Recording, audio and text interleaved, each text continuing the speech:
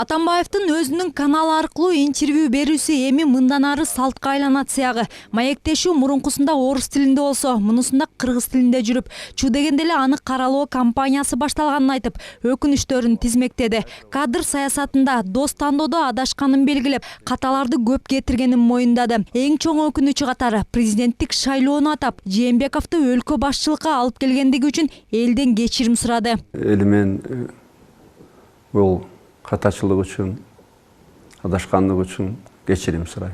Атамбаевдин минтип айтканы азыр коомчулукта кызуу талданып жаткан чагы. Көпчүлүгү мурдагы президенттин буга чейинки айтып эле келген "мен ишенчекмин, мени сатып кетишти" деген эски жомогу катары кабылдаса, Атамбаевдин калпына ким ишенет деген пикирлер да жок эмес.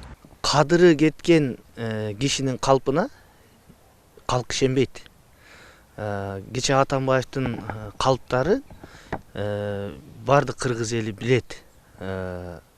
Канчалык ал өзүн актап, жактап, өкүнүп, кечирим сурап, мындай актерлук чеберчилигин көрсөтпөсүн. Эл кыргыз эли Атамбаевден канчалык эрте кутулганына ошончолук шүгүр деп отурат да. Эрте кызматтан кеткенине шүгүр деп отурат.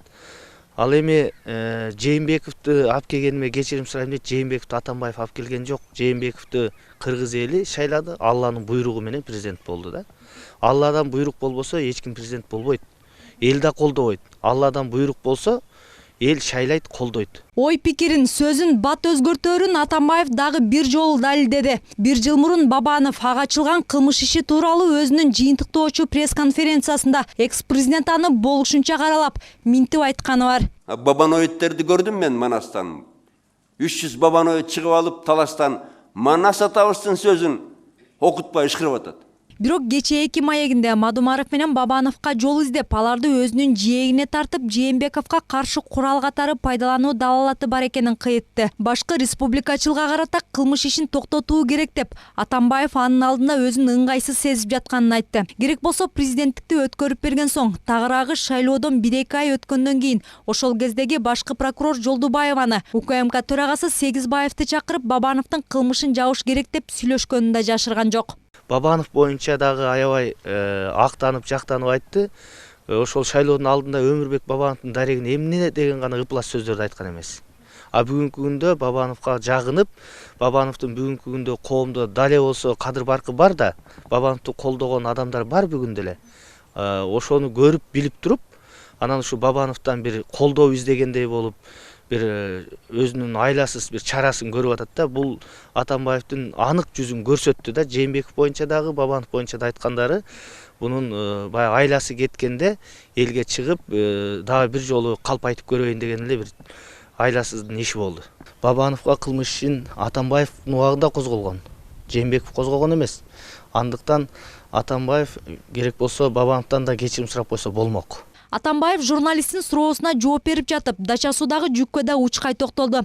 Капсалаңдуу кырсыкка учураган учактагы жүк анын үй бүлөсүнө таандык эмес деп, аны Текебаев тараткан ушак деп атады. Анткени менен катардагы жарандар Атамбаев президенттик шайлоо эмес, ошол Каргашадагы бейкүнөөкөрлөрдүн өмүрү үчүн кечирим сурасын деген пикирин билдиришти.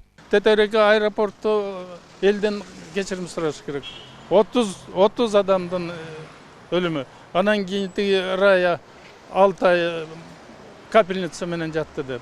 Вот өзү жомок да, анан 6 күн болгону доктурлардын эмеси боюнча. Анан кийин кантип болсун? Эми кечирим сурашка ал Жээнбек үчүн эмес, калган иштер үчүн кечирим сураш керек ал. Сөзсүз, туура.